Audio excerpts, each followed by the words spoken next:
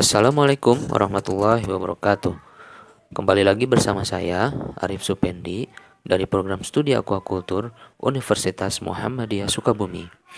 Kali ini kita akan membahas mengenai pH, kesadahan, dan alkalinitas. Dalam kolam-kolam budidaya yang di atasnya dibudidayakan ikan dan udang, maka akan menghasilkan karbon dioksida dan amoniak secara terus-menerus dan akan terakumulasi di dalam media air. Karbon dioksida berasal dari pembakaran karbohidrat oleh oksigen untuk menghasilkan energi. Sedangkan amoniak adalah hasil metabolisme dari protein atau asam amino yang akan melahirkan retensi protein pada tubuh ikan. Konsekuensi dari pelepasan karbon dioksida dan amoniak ke dalam perairan ini adalah munculnya fluktuasi pada pH air.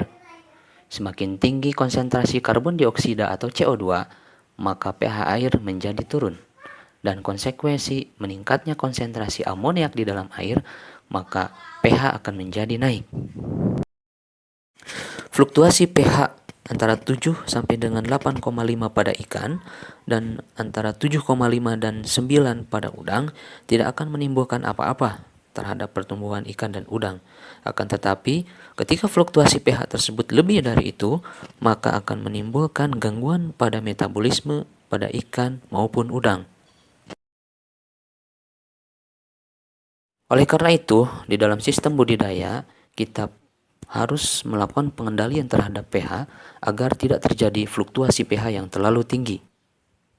Salah satu caranya yaitu dengan melakukan pengendalian pada nilai alkalinitas. Alkalinitas adalah kemampuan air untuk menjaga atau menyangga fluktuasi pH pada air. Hasil penelitian ini menunjukkan bahwa ketika alkalinitas rendah, maka fluktuasi pH harian adalah berkisar antara 6 hingga 10. Sedangkan ketika alkalinitas tinggi, maka fluktuasi pH hanya antara 7,5 hingga 8. Alkalinitas adalah konsentrasi total unsur-unsur basa yang terkandung di dalam air. Alkalinitas biasanya dinyatakan dalam konsentrasi CaCO3. Ketersediaan ion-ion bikarbonat atau HCO3- dan ion-ion karbonat atau CO32- di dalam perairan merupakan parameter yang paling penting dalam alkalinitas. Ketika pH tinggi, maka ion bikarbonat akan bereaksi menjadi ion karbonat dengan melepaskan H+, sehingga kondisi menjadi netral kembali. Sedangkan ketika kondisi asam atau pH rendah, maka ion karbonat akan menangkap H+ menjadi ion bikarbonat, sehingga suasana menjadi netral kembali.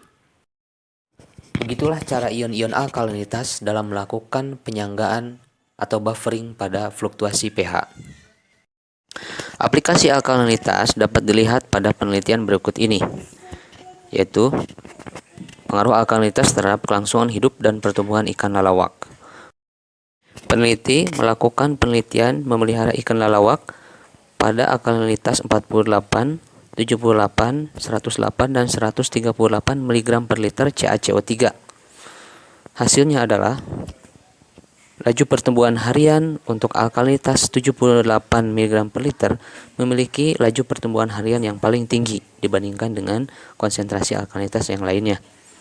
Sehingga bisa disimpulkan bahwa untuk pemeliharaan ikan lalawak, konsentrasi alkalinitas yang paling baik adalah sebesar 78 mg per liter CaCO3.